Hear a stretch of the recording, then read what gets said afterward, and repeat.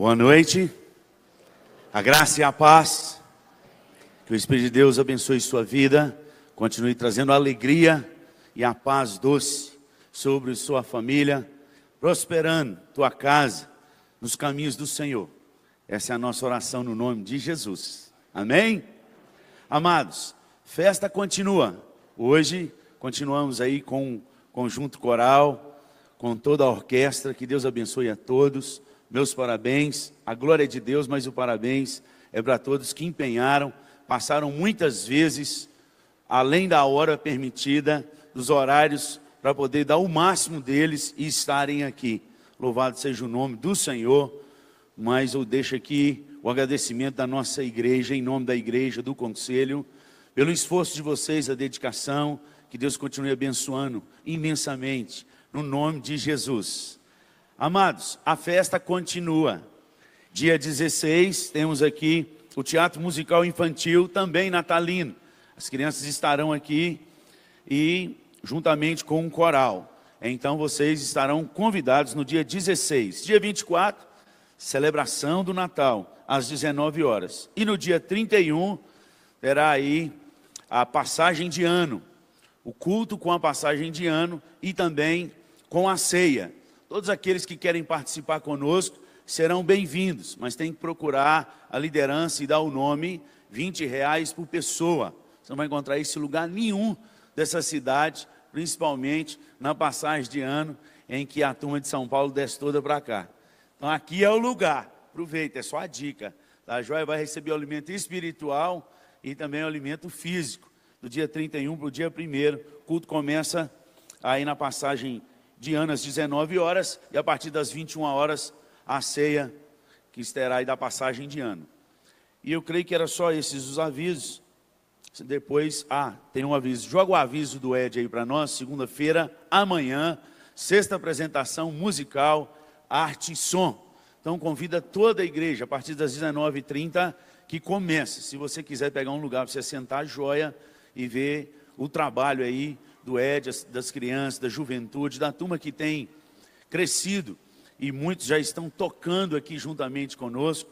É amanhã, esse é o nosso convite. Vamos adorar o Senhor em oração, vamos agradecer pelo muito que Ele tem feito, vamos exaltá-lo pelo que Ele tem sido. E eu convido o presbítero Bruno para fazer essa oração e logo depois a orquestra estará com a palavra.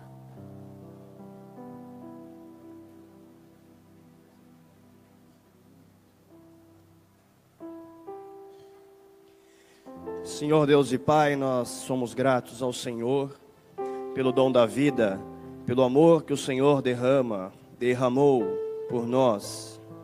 Sim, Senhor, naquela cruz o Senhor sofreu por nós, porque decidiu nos amar com amor infinito, amor eterno. Sim, nós adoramos ao Senhor, porque o Senhor é o único digno de receber qualquer adoração. Nenhum homem, ó Pai, pode ser objeto, alvo de ser adorado, Senhor, mas o Senhor sim, porque o Senhor é Criador, o Senhor está acima de tudo e de todos. O Senhor fez a tudo e a todos. Todas as habilidades, ó Pai, que cada um dos homens tem, só o tem porque o Senhor permite, porque é o Senhor que habilita. É o Senhor que adestra as nossas mãos, é o Senhor que capacita a nossa mente. É o Senhor responsável, único, ó Pai, para todo e qualquer aprendizado. É o Senhor que habilita cada voz deste coro. É o Senhor que habilita cada músico desta orquestra. É o Senhor que habilita cada um que está aqui nos nossos bancos, ó Pai, nesta noite, para que recebêssemos dons especiais e talentos especiais que vêm do Senhor. É o Senhor que cria o sol, é o Senhor que cria a lua, é o Senhor que cria estrelas, céus, terra e mar, e dispõe cada um deles de uma forma perfeita para que pudesse haver vida neste lugar. E é o Senhor que conduz a nossa história. É o Senhor que conduz a vida de cada um dos nossos irmãos.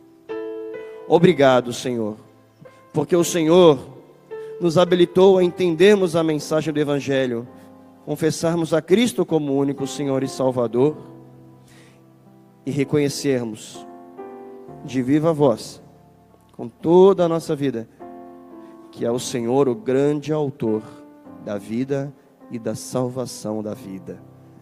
Louvado seja o Senhor, em nome de Jesus. Amém.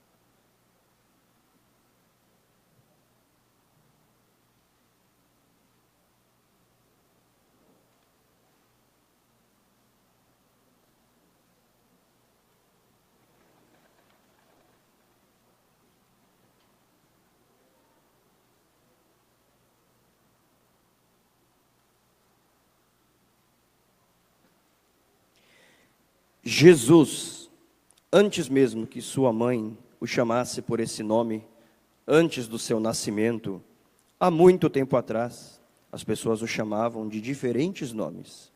Isaías, o profeta, descreveu o que ele seria quando estivesse entre nós. Emanuel, que quer dizer Deus conosco, maravilhoso conselheiro, ou seja, alguém especial, cuidadoso, sábio e com disposição para ajudar pessoas a tomarem decisões importantes. Jesus, no Evangelho de Mateus, é o anunciado por um anjo do Senhor, dizendo: José, filho de Davi, não temas receber Maria, tua mulher, porque o que nela foi gerado é do Espírito Santo. Ela dará à luz um filho, e lhe porás o nome de Jesus, porque ele salvará o povo dos seus pecados. Conforme descreveu Lucas, é também um rei que vem em nome do Senhor, aclamado por uma multidão jubilosa, louvando a Deus, dizendo: paz no céu e glória nas maiores alturas. A Igreja Presbiteriana de São Vicente, através do seu departamento de música, lembra o nascimento de Jesus através desta cantata de Natal, inspiradora, cujo conteúdo abriga músicas tradicionais e contemporâneas interpretadas por coristas de diversas idades, membros da igreja, acompanhados por orquestra que executa arranjos novos especialmente compostos para esta data. Serão momentos de paz, de alegria, com o desejo de focar a luz em Jesus e expor, assim, o verdadeiro sentido do Natal. Músicas: O Primeiro Natal, Natal e Aleluia, Aleluia.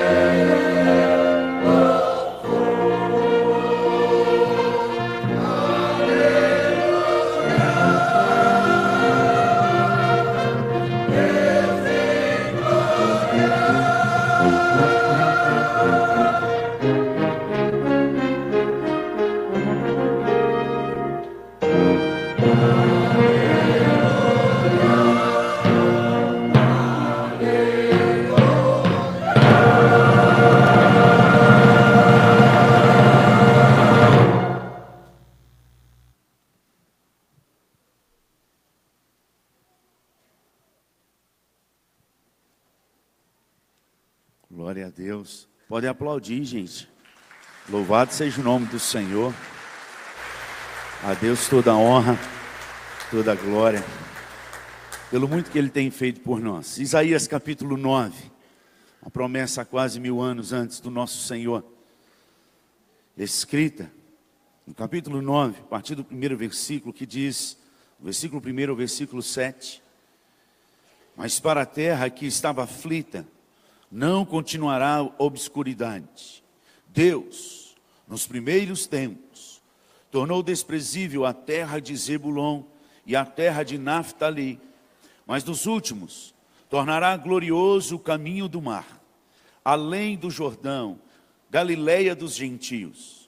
O povo que andava em trevas viu grande luz, e aos que viviam na região da sombra da morte, resplandeceu-lhes a luz.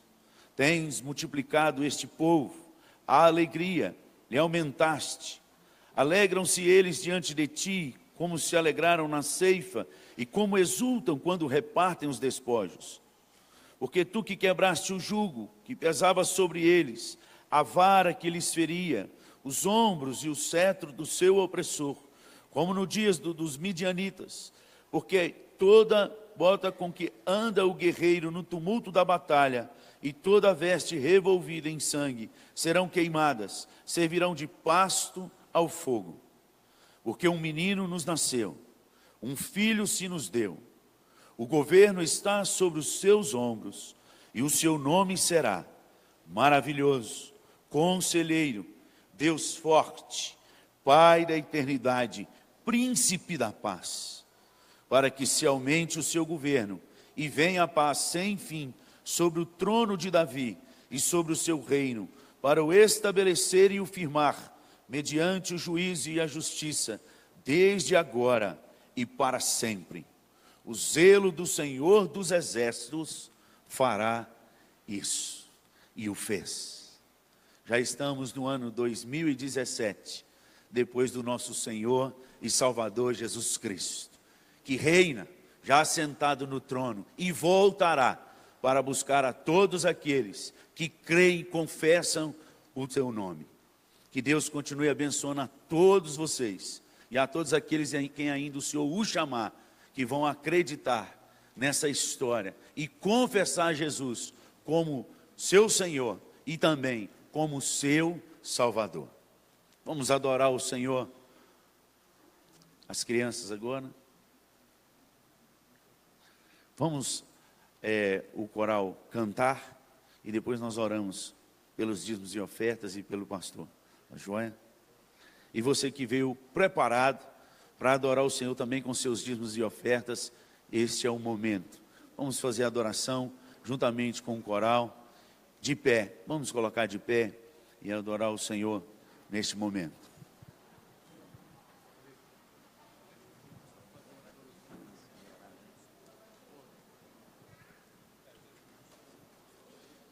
Vou passar a oração para você já de uma vez de novo, que o Senhor narra.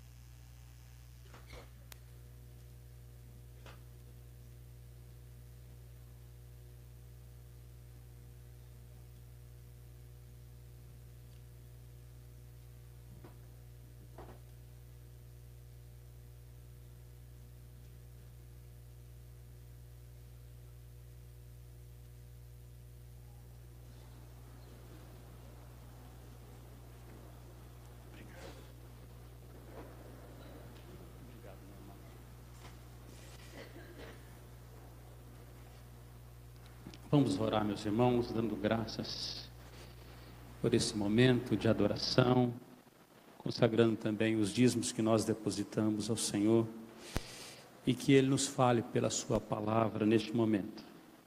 Feche seus olhos. Pai, nós queremos Te bendizer, Te adorar, Te louvar por todas as infindas e contáveis bênçãos que o Senhor tem derramado sobre nós, o Teu povo. Queremos Te prestar, ó Deus, o culto mais excelente. E só podemos fazê-lo na pessoa de Jesus, Seu Filho. Rendemos a Ti toda a nossa gratidão, todo o nosso louvor e a nossa adoração nesta noite. Prestando ao Senhor, ó Deus, as nossas vidas em depósito ao Senhor. Também, ó Deus, parte dos bens que o Senhor tem nos confiado, depositamos para que seja investido no reino, na obra do Senhor. Consagramos a Ti dízimos e ofertas, que aqui se faz de maneira voluntária, alegre e generosa ao reino do Senhor. Abençoe Teu povo, repreenda o devorador de nossas casas, Senhor. Multiplique, ó Deus, as nossas bênçãos, precisamos tanto da Tua graça. Fortalece aquele que está na procura, ó Deus, de um trabalho, onde possa tirar o seu pão, que o Senhor possa, ó Deus, abrir portas nesta semana, que seja um tempo de uma visitação do Senhor com emprego ao Teu povo, e que em todo tempo haja gratidão no coração, porque em momento algum o Senhor tem nos deixado faltar. Te louvamos por isso, Te louvamos por Tua palavra, que abriremos agora e esperamos que o Teu Espírito Santo nos dirija para a instrução da mesma, no nome santo de Jesus. Amém.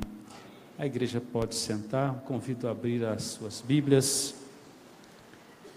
na carta de Paulo aos Efésios, capítulo 4.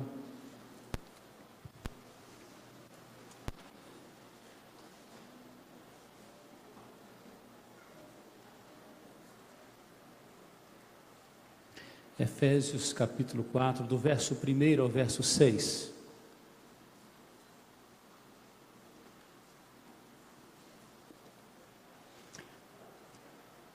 Quero louvar a Deus pela vida do Israel e da Verônica, que estavam essa semana aqui na decoração da igreja, sofreram um acidente. Deus os livrou e com todas as limitações não deixaram de vir servir o Senhor. Deus abençoe, meus irmãos, firmes na obra, e esperamos em breve estar 100% recuperados. Estavam servindo aqui o Senhor com os seus dons, e nós louvamos a Deus por isso, que Deus possa recompensar esses irmãos. Efésios 4, de 1 a 6, nós poderíamos fazer esta leitura juntos, meus irmãos, aproveitando a congregação. Vamos lá? Rogo-vos, pois eu, o prisioneiro no Senhor, que andeis de modo digno da vocação a que fostes chamados, com toda a humildade e mansidão, com longanimidade, suportando-vos uns aos outros em amor, esforçando-vos diligentemente por preservar a unidade do Espírito no vínculo da paz. Há somente um corpo e um Espírito, como também fostes chamados numa só esperança da vossa vocação. Há um só Senhor, uma só fé, um só batismo, um só Deus e Pai de todos, o qual é sobre todos, age por meio de todos e está em todos. Amém. Falaremos um pouco nesta noite sobre como deve ser a nossa jornada cristã. Os capítulos anteriores, os 3 primeiros capítulos, nos falaram, é uma questão extremamente doutrinária, falaram da nossa alta posição em Cristo Jesus, onde nós somos colocados em Cristo Jesus.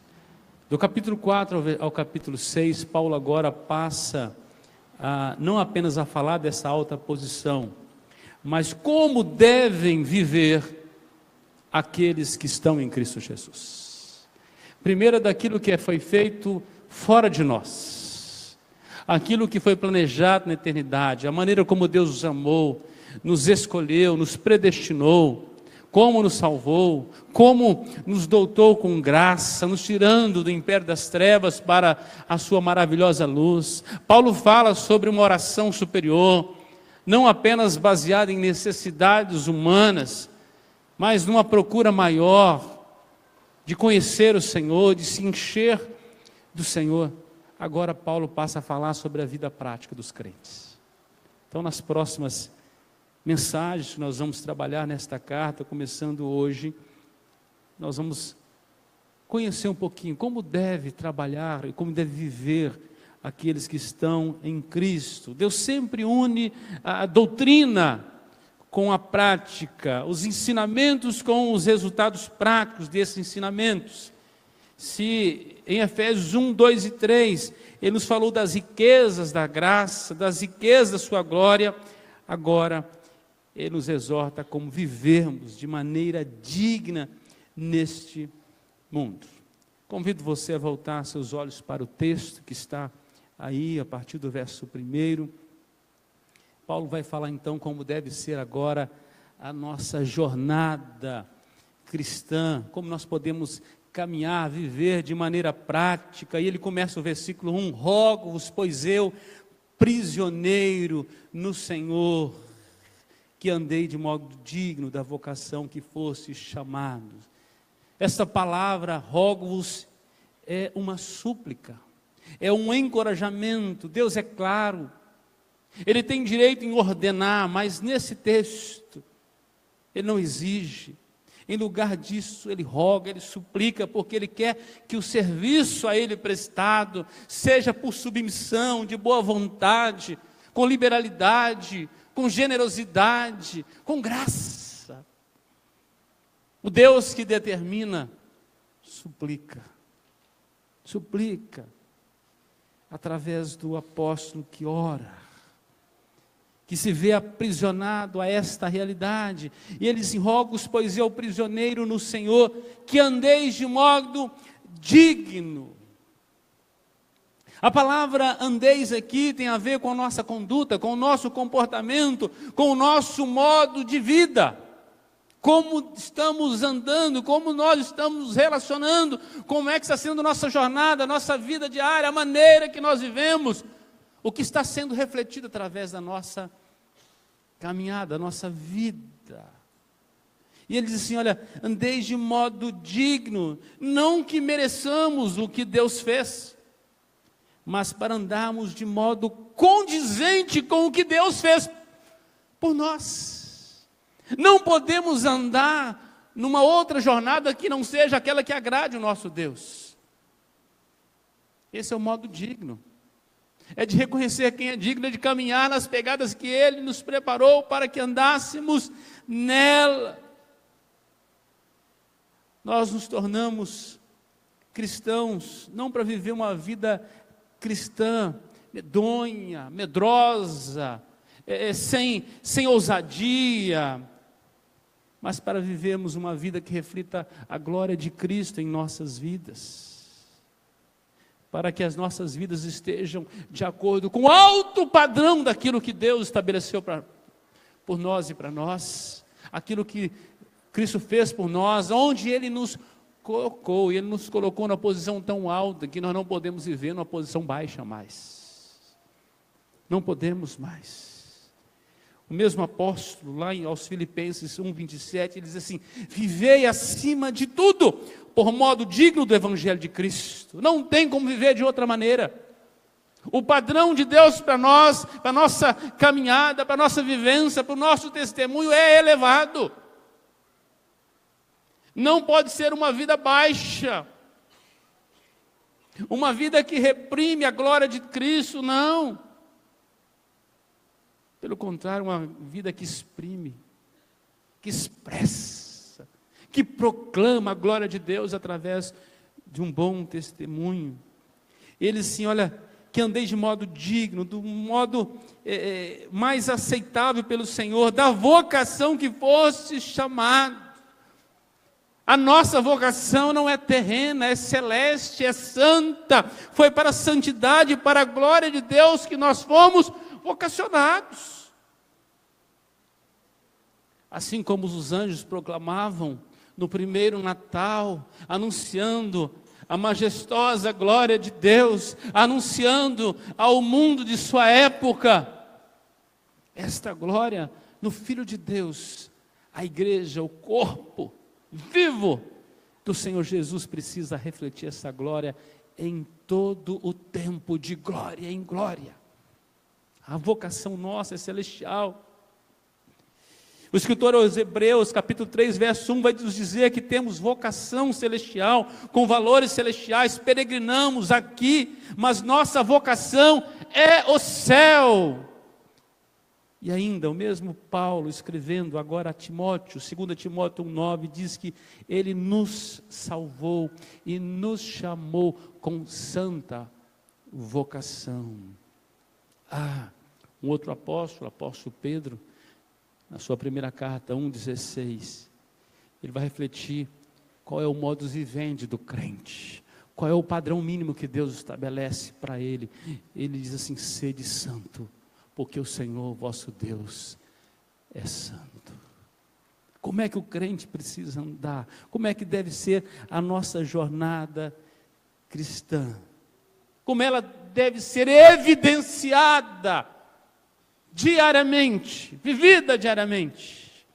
O primeiro aspecto da jornada cristã que deve ser evidenciado é o fruto do Espírito. No versículo 2, diz assim o texto: com toda a humildade e mansidão. Vamos ler juntos? Vamos lá? Com toda a humildade e mansidão, com longanimidade, suportando-vos uns aos outros em amor. Na nossa jornada cristã, o que precisa ser evidenciado em nossa vida é o fruto do Espírito, que é a presença do Espírito Santo de maneira transformadora, conduzindo as nossas vidas. Para a gente não viver na carne mais, para a gente mudar a nossa forma de andar. E muito diferente dos dons, que é o que nós podemos realizar em Cristo Jesus. Na segunda porção desse capítulo, Paulo vai tratar um pouquinho sobre isso. O fruto do Espírito é o que de fato devemos ser em Cristo. É a obra do Espírito, através da palavra, em nossas vidas. É o empoderamento da vida de Cristo nas nossas vidas. É a morte do eu, é a morte da carne e a vivificação do Espírito, um novo homem. A vocação nossa é espiritual. Essas virtudes só podem ser produzidas pelo Espírito de Deus que habita em cada crente. São totalmente estranhas à nossa carne. Os frutos do Espírito são totalmente estranhos à nossa carne. E são muito raros na vida de muitos crentes.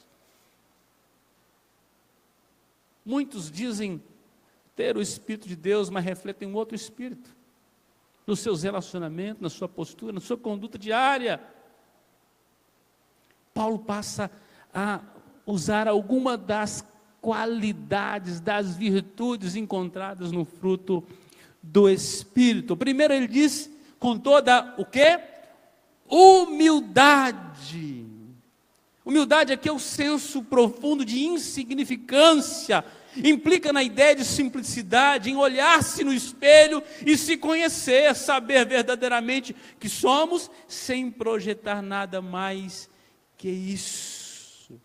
Humildade provém do sentimento de conhecer quem de fato nós somos, desprovidos de qualquer coisa, a não ser agraciados pela graça de Deus. Somos criaturas de Deus, criação de Deus, dependentes absolutamente de Deus.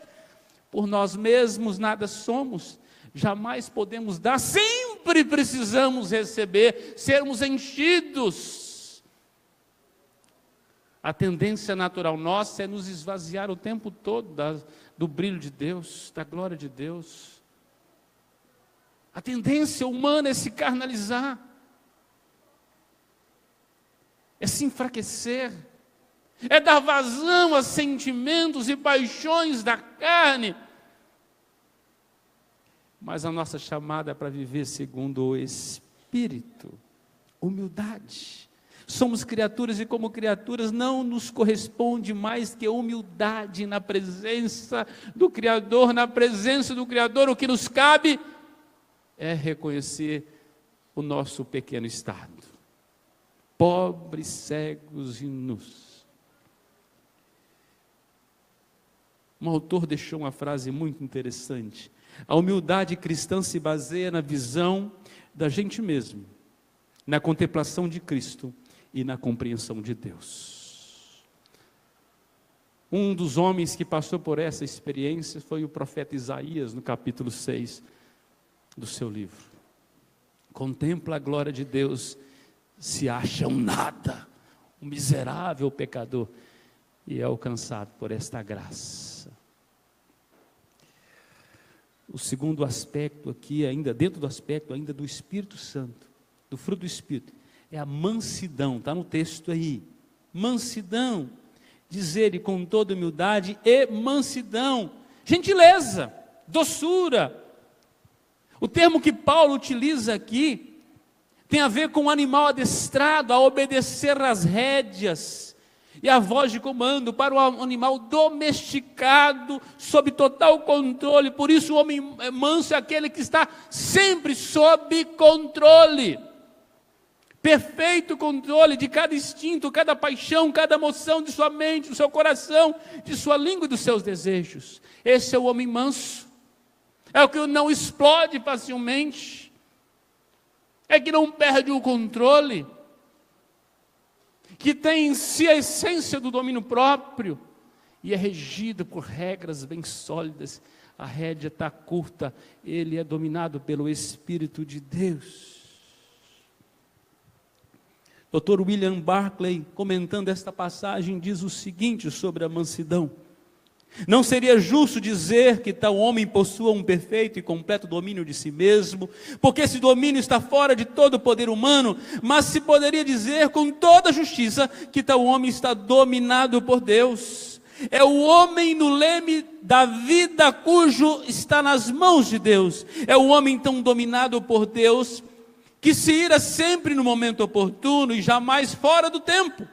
É o homem em quem morreu o eu, e para quem toda a vida está dirigida e dominada por Deus. Esse é o homem manso. Isso é mansidão. Nossa jornada cristã precisa ser evidenciada pelo fruto do Espírito: humildade, mansidão, o que mais? Longanimidade. É a conservação de uma atitude tranquila diante da adversidade, da perseguição, da pressão. É não estourar, é estupim longo, é esticar a paciência ao limite, é ir além, é ser fustigado, atacado e não perder a compostura. O termo tem a ver com alguém que aguenta o insulto e a injúria sem amargura e sem lamentar. É o espírito de quem suporta toda estultícia humana sem irritar-se, que suporta as pessoas que o molestam com cortesia e os necios sem se queixar. Isso é longanimidade. Que paciência! É um fruto do Espírito. Se você não tem o Espírito de Deus, você não tem longanimidade. Só quem foi batizado pelo Espírito Santo tem do fruto do Espírito, e tem que se encher dele a cada dia. Crente carnal que não busca ser cheio do Espírito Santo nunca vai ser longânimo, nunca vai ser manso, nunca vai ser humilde. Isso não se aprende em seminário, em nenhuma faculdade, é nas Escrituras, e tem que beber todo dia. Todo dia. Longanimidade tem a ver com a maneira de Deus suportar as nossas afrontas, e não nos tratar segundo os nossos pecados, mas por tolerância, não levar em conta a nossa ignorância. Longanimidade é um fruto do Espírito, é uma dádiva de Deus, porque é particular, procedente, faz parte do seu ser. Longanimidade, ou se não fosse longânimo para conosco, Pedro vai dizer que ele não queria que ninguém se perdesse. Se não fosse a longanimidade dele, já teríamos sido consumidos. Falando da longanimidade, lembramos do profeta Jeremias em Lamentações capítulo 3, quando ele usa ali para o termo misericórdia. Dentro do contexto de longanimidade, Deus tem uma paciência tão grande conosco, é tão misericordioso, que nos tolera apesar de todos os nossos pecados.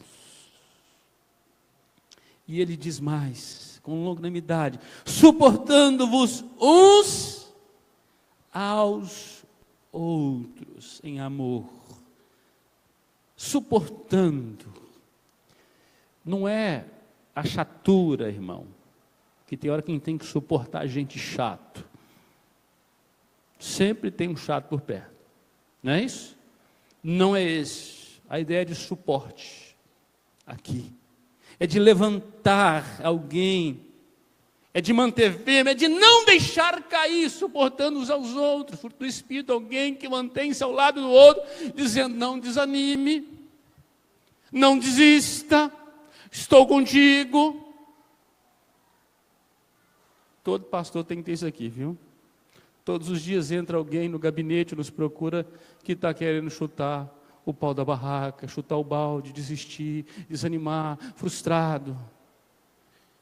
E nós somos chamados para sermos encorajadores. Quando muitas vezes precisamos ser encorajados, passamos pelas lutas, por dificuldades. Mas eu aprendi que o encorajamento não parte de coisa natural do homem, é algo do Espírito de Deus. Ser suporte para alguém, suportar, estar do lado para ajudar a segurar a carga, para andar junto. É o mesmo termo usado para Moisés, quando na batalha o povo começava a perder a guerra, e eles precisavam segurar as mãos de Moisés. Os anciãos fizeram isso, enquanto as mãos de Moisés estavam suportadas, havia vitória. Precisamos fazer isso uns com os outros. Ao invés de lançar o outro ao chão, precisamos estar do lado para sermos o suporte. Diz assim: suportamos uns aos outros em quê? Em amor, fruto do Espírito. Em amor. Aqui, amor é ágape, é o amor mais puro. É o amor fraterno, de boa vontade, o amor benevolente, a capacidade de manter essa boa vontade para os que não são amáveis para conosco. Esse é o amor. Ágape. É amar aqueles que não nos amam. É o poder de amar até aqueles que não nos agradam. Ágape é a qualidade da mente e do coração que compele o cristão a não sentir jamais nenhuma amargura, nenhum desejo de vingança, mas sim buscar sempre o maior bem de cada pessoa, não importa o que lhe tenham feito. É o amor que os crentes têm em Cristo Jesus. Você já imaginou se Jesus não nos amasse assim? Este é o amor, suportando uns aos outros em amor ágape. É muito amor. É um amor que só Deus pode nos dar. Na nossa caminhada cristã, nós só podemos caminhar evidenciando o fruto do Espírito. Coisas que são naturais do céu, mas não são naturais do homem carnal. Quando um homem carnal faz algo carnal, é próprio dele. Eu não me assusto com esse mundo, meu irmão. E nem me assusto com crentes carnal. Nossa, fulano fez uma coisa. Eu já espero isso deles mesmo. Eu não espero isso de quem tem vida em Cristo. De quem é cheio do Espírito Santo. Porque a sua natureza foi mudada. Foi mudada. É aquele que fala assim: ô irmão, de você eu não esperava isso. Levanta que você está prostrado. Mas de quem está caído. É natural ele continuar no erro. Sobrenatural é a obra que o Espírito vai operar nele para ele se levantar. Precisamos orar para que faça isso, que ele se encha do fruto do Espírito. Então, o primeiro aspecto que deve ser evidenciado na nossa jornada cristã, Paulo vai trabalhar, que é o fruto do Espírito. O segundo aspecto da jornada cristã deve ser evidenciado a unidade que o Espírito pode promover. Aí vai do versículo 3 em diante, até o verso 6. E ele começa o versículo 3 assim: esforçando-nos diligentemente para preservar a unidade do Espírito no vínculo da paz. Deus sabia que era impossível para nós manter a unidade, a não ser que fosse uma obra do Espírito. A tendência nossa é desunião, é desamarrar os nós, é quebrar alianças, é romper laços, é manter desagregado. É a tendência natural. Só o homem cheio do Espírito Santo de Deus consegue encontrar unidade e promover a unidade dentro do reino de Deus. Sabe por quê? Porque ele consegue olhar firmemente para o autor e consumador da fé. Ele não olha para as ondas, para as críticas, para as quedas. Ele olha para Cristo. Ele não vem para a igreja para ficar balizando na vida de outro crente. A baliza dele é Jesus. E todo mundo olhando para Jesus cria uma sinergia natural, uma unidade que só o Espírito de Deus pode promover em nossas vidas. Pergunto, para quem você tem olhado? Isso implica como você tem caminhado a sua caminhada cristã. Se você tem sido derrotado na sua caminhada cristã, é porque você está olhando para o lugar errado. Ao invés de promover unidade, você está comparando, você está se queixando, e você não está olhando para o autor e consumador da fé, Jesus. Interessante que Paulo não exige que o cristão faça a unidade, pois só Deus pode criar isso. Mas a exigência de Paulo é que deve haver um esforço diligente, todo dia, constante, para preservar o que o Espírito já fez. Não coopere com o diabo. Porque enquanto você dorme, ele entra na plantação e planta zizânia, confusão, contenda, separação. É por isso que Jesus me deu 2 ouvidos. Um é para mim ouvir o que o Espírito diz, outro é para mim não ouvir. Tem coisas que eu não preciso ouvir. Toda semana vem um crente chato, chega para mim e reclamando de alguma coisa na igreja. Eu não ouço! Louvado seja Deus por isso. Não ouço. Eu prefiro ouvir o que o Espírito está dizendo. Enviado de Satanás, como Pedro, que depois de declarar que Jesus era o Cristo, queria tirar Jesus da cruz, e Jesus disse: arreda Satanás. Já imaginou no mesmo irmão, de manhã entusiasmo, o Espírito está falando com ele à noite: Satanás, Deus deu 2. Presbíteros, líderes, pastores precisam ter 2 ouvidos, viu? Um para ouvir o que o Espírito diz e o outro para não ouvir. A pessoa fala e você segue olhando firmemente para o autor e consumador da fé. Senão as coisas não andam. Preservando unidade. Unidade. Esta é a unidade do Espírito. É a unidade que é moldada pelo próprio Espírito Santo. Ele é que dá liga, é que dá paz. Então essa é a advertência do apóstolo Paulo aqui, esforçando diligentemente. Quando é que vai deixar de haver unidade, paz no reino de Deus? Quando o eu cresce demais. Quando o indivíduo, ele resolve ser o centro. Eu quero dizer para você que no centro do universo é Jesus, é só Ele. Em qualquer lugar do universo que ele tiver, é o centro. Ele é o centro de tudo. Enquanto nós vivemos baseado no eu sinto, no eu, as coisas não caminham. Não existe igreja do eu. Não existe. Somos um corpo vivo. Um corpo vivo. Quando um sofre, todos sofrem. Quando um se alegra, todos se alegram. Todos precisam caminhar. não podem caminhar cada um olhando para um lado. Jesus não fez de nós Babel. O Espírito Santo desceu, ele não confundiu a língua novamente, ele unificou. Pedro pregava, todo mundo entendia. Se em Babel houve confusão, agora não, há unidade no corpo de Cristo. A unidade. Sempre existirá unidade quando deixarmos o eu de lado e colocar Jesus no centro. O eu vai impossibilitar a paz sempre.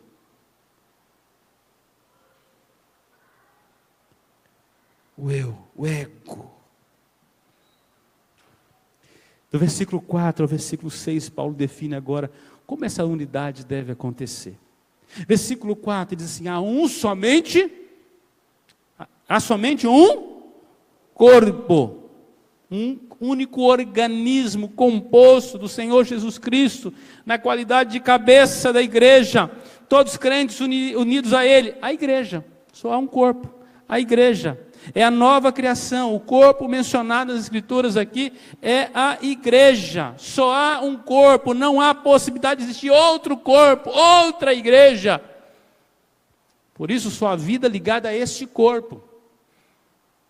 Orígenes, um dos pais da igreja, pregava que não havia vida fora da igreja. E não há.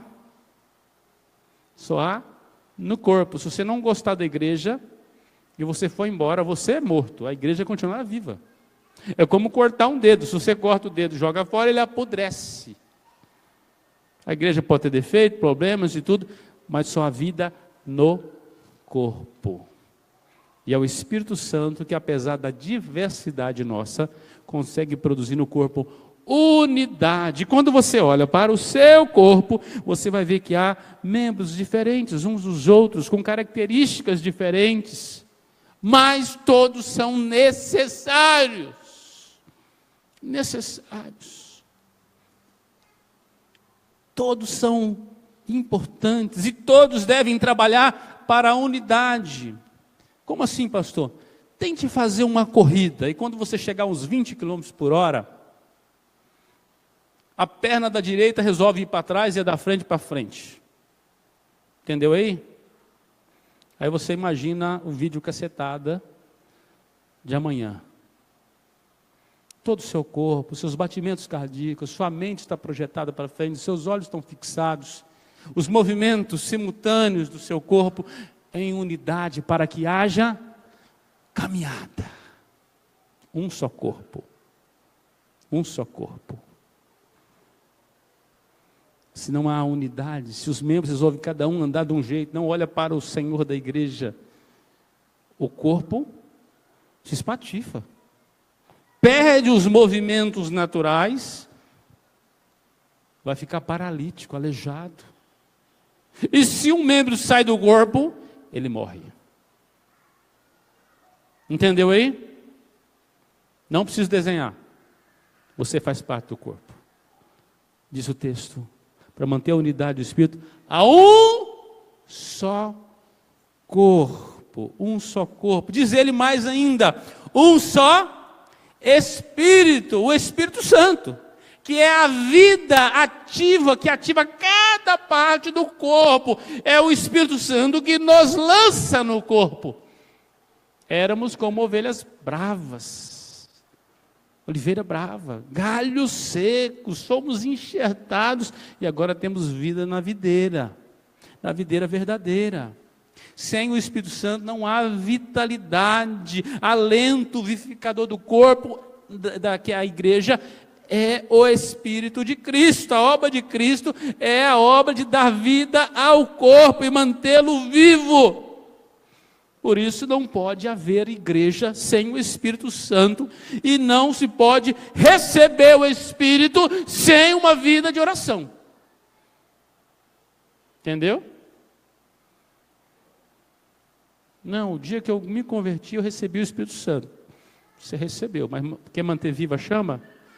Relacionamento. Galho cortado, morre.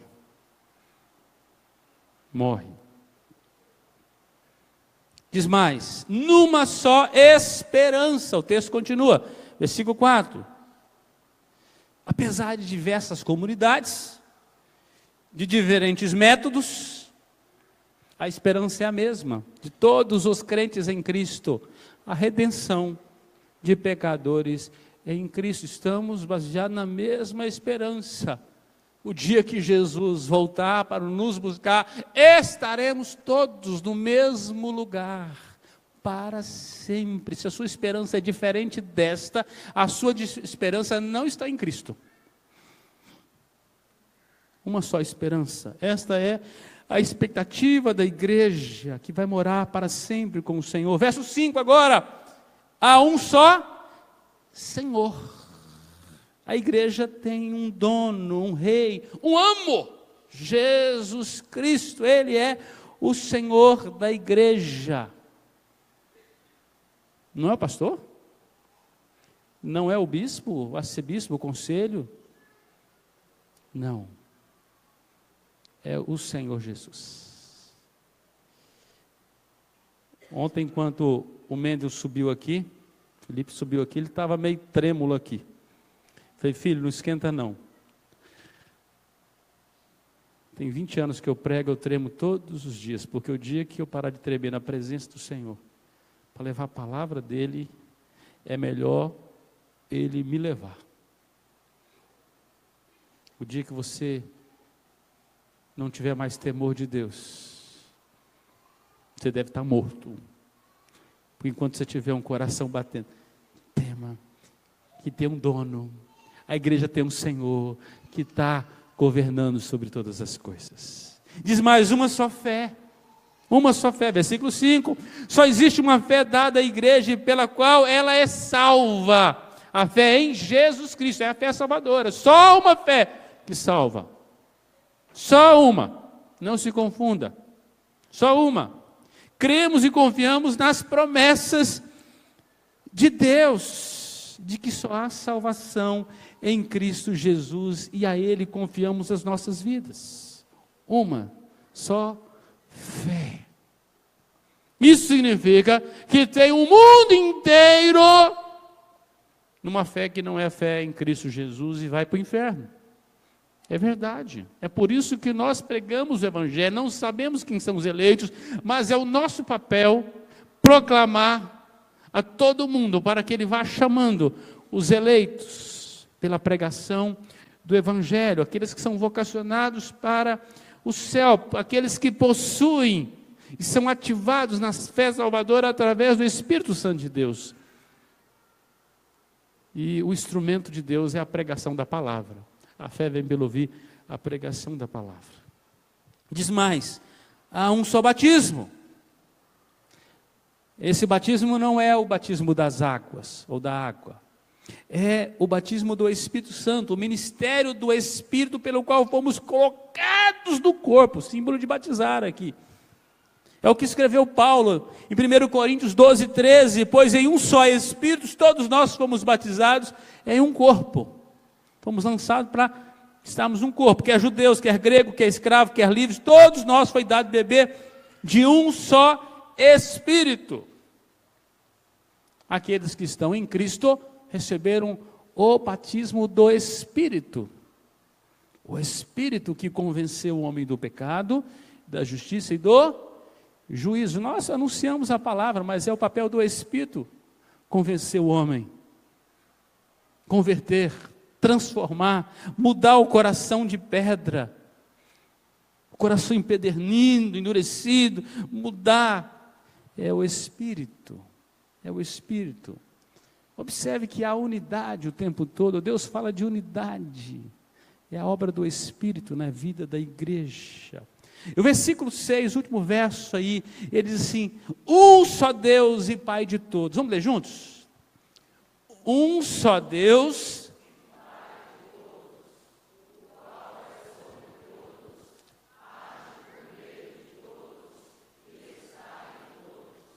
Não tem confusão no céu, meu irmão. Anarquia é coisa de Satanás e de crente sem o Espírito Santo.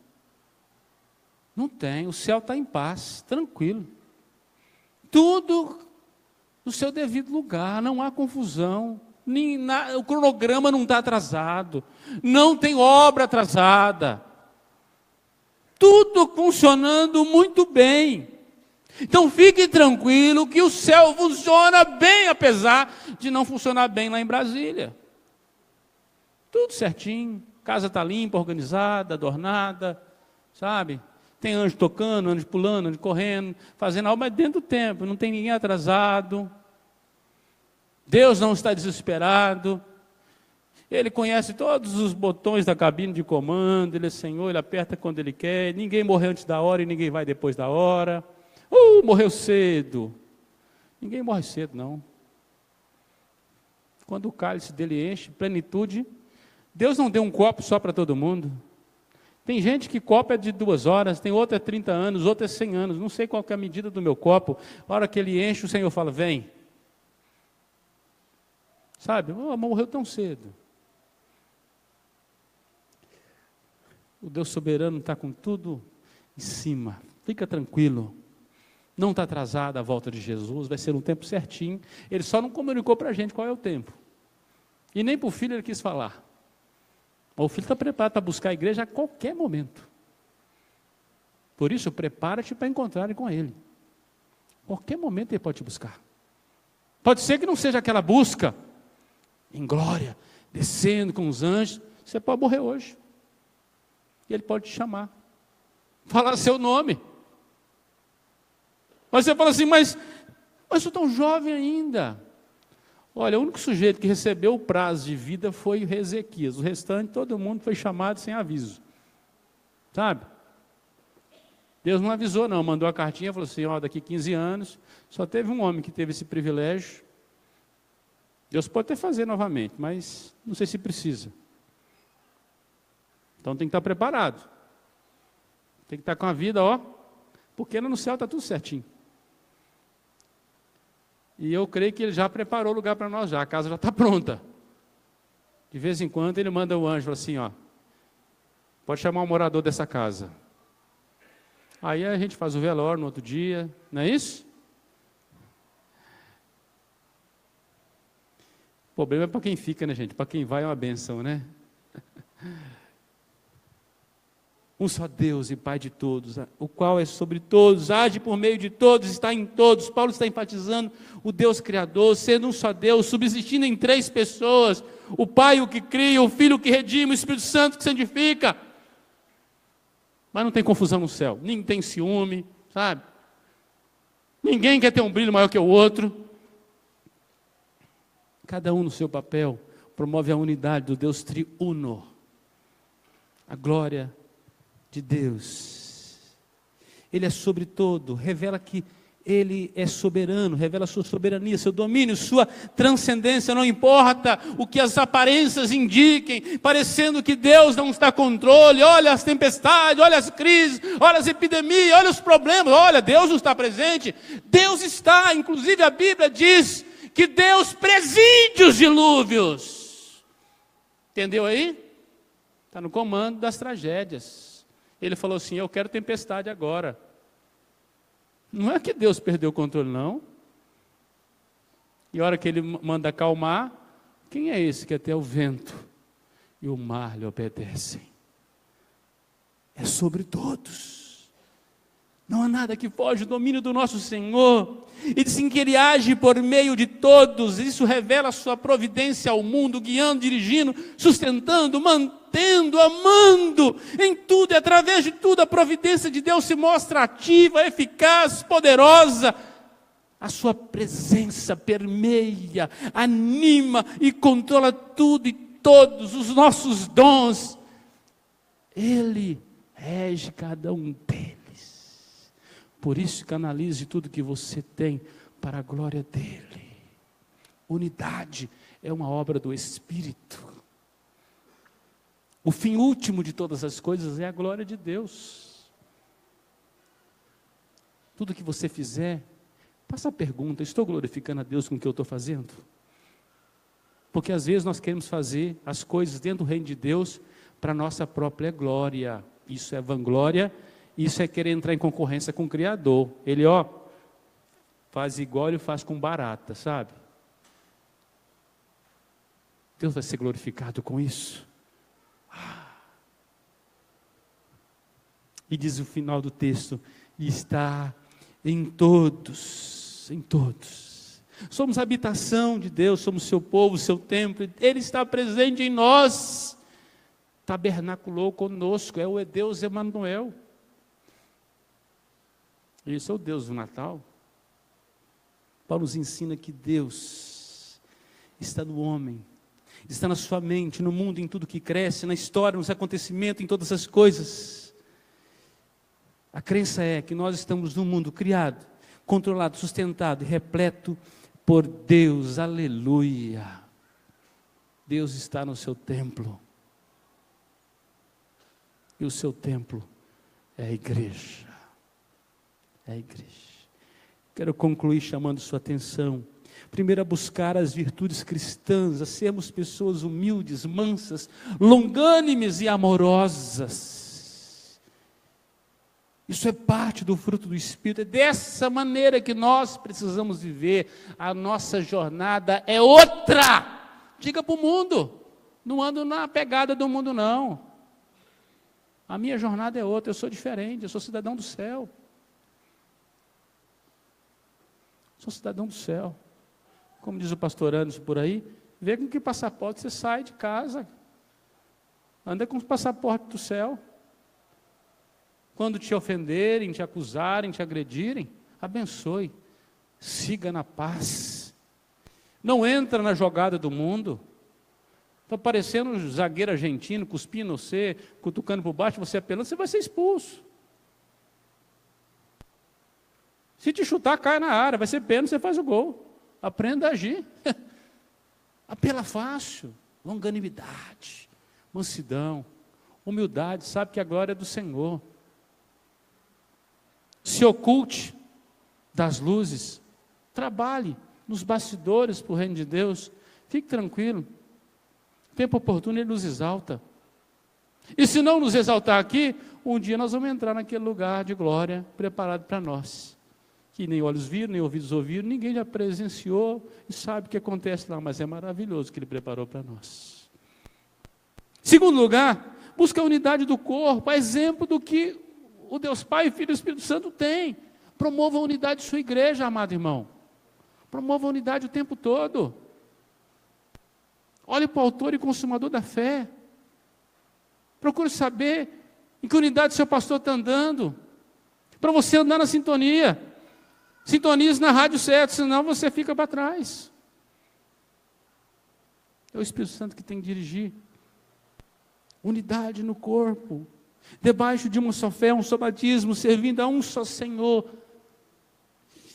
Ah, amados, que Ele nos faça um em Cristo Jesus. Em Cristo Jesus. Nós vamos continuar adorando ao Senhor com o nosso coro e encerraremos com a bênção daqui a pouquinho. Que a palavra de Deus, através do Espírito Santo, tenha falado no seu coração.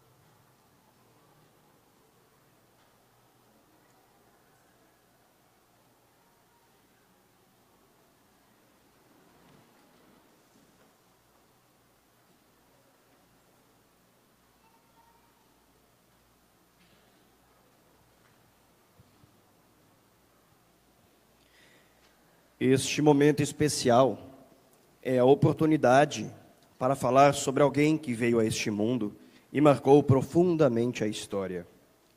Muitos construíram impérios, outros realizaram prodígios na ciência, outros ainda produzem suas marcas entre os povos. Porém, somente um nome foi capaz de dividir a história da humanidade: Jesus.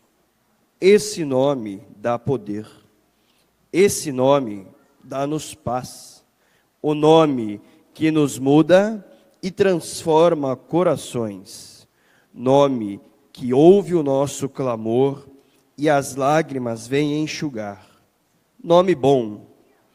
Então vou convidar você a dizer bem forte esse nome é Jesus. Vamos dizer juntos? Jesus. Fale outra vez, Jesus.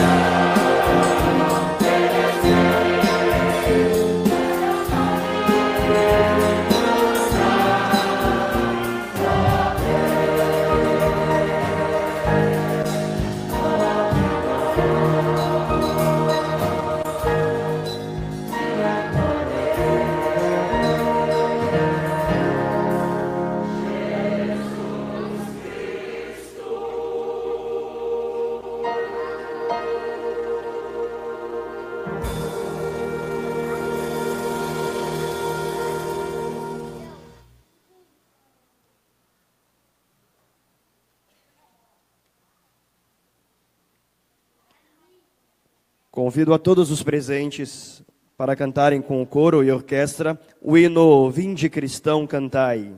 E convido a todos que possam, nesse momento, fiquem em pé, para que possamos louvar junto com o coro e com a orquestra.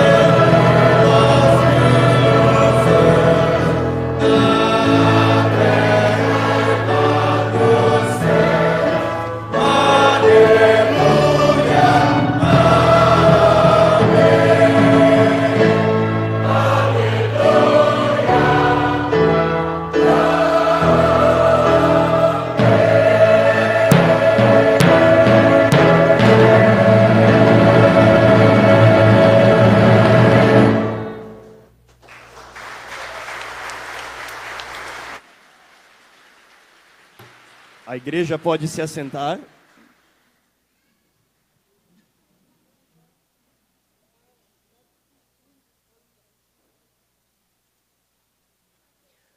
E agora nós convidamos as crianças do coro infantil para participarem desta cantata, junto com o coro de adultos e orquestra, para as canções Pastores Depressa Correi a Belém, Alegria de Natal e Mensagem do Natal.